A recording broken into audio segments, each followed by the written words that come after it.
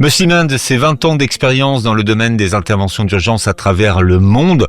On va parler d'une opération que vous menez cette année qui s'appelle un corridor pour l'espoir à Gaza et pour laquelle vous vous êtes associé avec le PAM, le Programme alimentaire mondial, qui est le plus grande organisation humanitaire au monde, notamment en matière de distribution. Exactement, ouais. C'est qu'on a la chance d'avoir ce partenariat qui est assez fort avec le PAM, donc le Programme alimentaire mondial, qui est un bureau des Nations Unies qui est vraiment centré sur l'aspect alimentaire. Donc ils sont sur place donc à Gaza depuis pas mal d'années déjà. Et on a la chance de travailler avec eux, et c'est vrai que c'est un partenariat quand même qui est fort dans le sens où ils ont un accès stratégique à Gaza. Donc c'est-à-dire que étant donné que c'est les Nations Unies, que c'est le PAM, l'accès reste assez facile pour eux. Même si bon, pendant la guerre et avant le cessez-le-feu, ça restait quand même assez compliqué d'acheminer des aides humanitaires.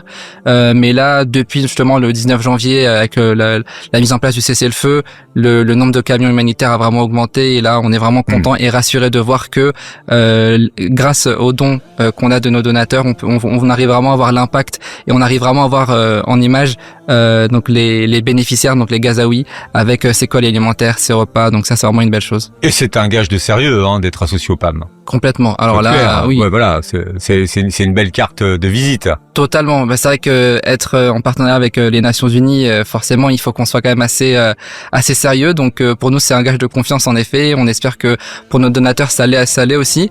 Et en tout cas, on est vraiment très content de faire ce partenariat. De ce partenariat-là, on a des échanges très réguliers avec eux justement pour mettre en place de plus en plus de projets et essayer de contribuer un maximum pour les Gazaouis. Alors c'est un programme de distribution alimentaire à Gaza qui vise à fournir des repas jusqu'en juin 2025. Exactement. Ouais, on a pu mettre en place depuis octobre 2024 un projet, même un programme sur plusieurs mois. Ce programme prévoit fin juin 2025 d'avoir acheminé 90 tonnes de colis alimentaires et plus de 450 000 repas chauds.